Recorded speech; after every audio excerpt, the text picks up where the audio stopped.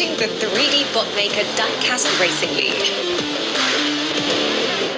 Welcome back to the 3dbotmaker Diecast Racing League. It is time for the start of the Stock Tournament Series 2022 season. Unlike King of the Mountain, these cars have not been modified. Also, we're going back to the 16-car tournament bracket.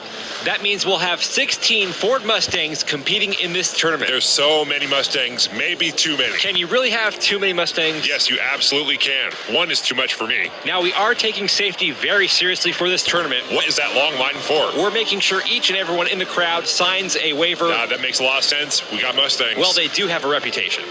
Let's look at the bracket for this tournament. The drivers will be competing in groups of 4, and we have 4 groups for round 1. Up first for Group 1, we have Kenny Smallblock. Kenny is driving in a 2010 Ford Shelby GT500 Super Snake. Then we have James Hitfield, a very fitting name. Hitfield is driving in a 92 Fox Body Mustang. Then we have Jack Ford. Jack Ford is in a red 1967 Mustang. And finally, we have Odin Boomer. Odin is driving in a 2018 Ford Mustang GT. I'm kind of liking that car. See, they're growing on you. I wouldn't say that. Here we go. The drivers will compete in 4 races. The top 2 drivers in points will advance on to the next round. My prediction here is that each and every race, one of these Mustangs will wreck. We'll see about that, but I think by the end of this whole thing, you just might become a Mustang fan. Please, not gonna happen. We'll see. Right now, Kenny Smallblock out in the front, followed by Jack Ford. Modern Mustang versus a classic. Kenny Smallblock with a nice lead here. He's rounding the final corner, and Kenny Smallblock will take the win on race 1, followed by Jack Ford, James Hitfield, and Odin Boomer. A little fender bender in the tunnel, but I'm actually surprised to see all the cars make it past the finish line. That was a very clean race. Maybe all the ideas you have about Mustangs and Mustang owners might not totally be accurate. Don't get ahead of yourself. That was only one race. I think this tournament can be like an intervention for you. I'm not the one with the problem here. The Mustangs are the problem. Don't worry, we're all here to help you. 3D. This is a safe space. This is not a safe space. We're way too close to the track. Here we go with race 2. James Hitfield on the front right, Odin Boomer on the front left. Let's hope no one gets hit by Hitfield. Odin Boomer with a slight lead on the first straight. It's a close pack into turn 1.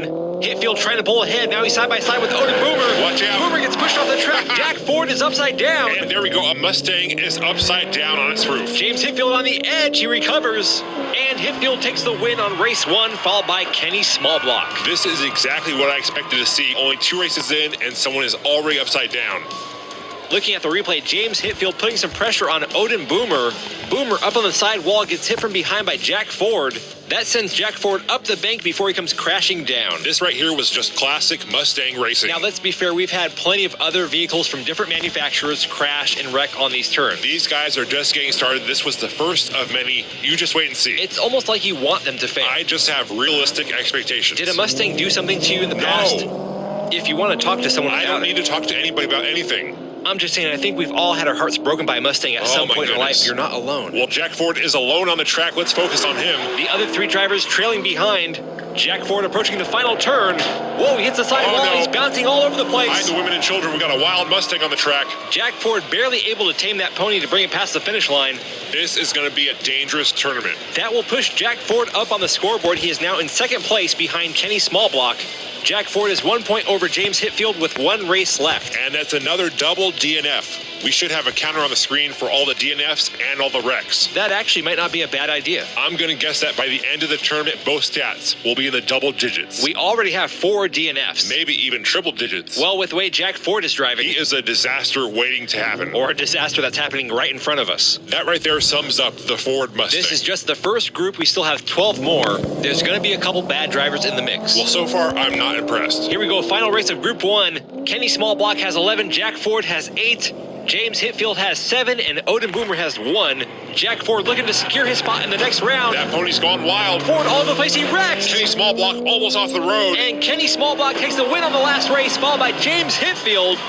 That means Hitfield will be advancing on with Kenny Smallblock to round 2. Oh, man, Jack Ford blew it. That was certainly Jack Ford's race to lose. He had a nice, solid lead there. Then right here, he hits the side wall, starts swerving back and forth. Kenny Smallblock catches up to him right here, passes on the inside. That forces Jack Ford to go high on the turn. And we all know when Mustangs go high, they go low. That was an impressive race, however, for Kenny Smallblock. Let's see those stats. That is now 2 wrecks and 5 DNFs. That's not too bad. For Mustangs, it's actually pretty good. And there's your first 2 advancing on to the next round, Kenny Smallblock and James Hitfield. Don't go anywhere. We've got more racing coming up after the break.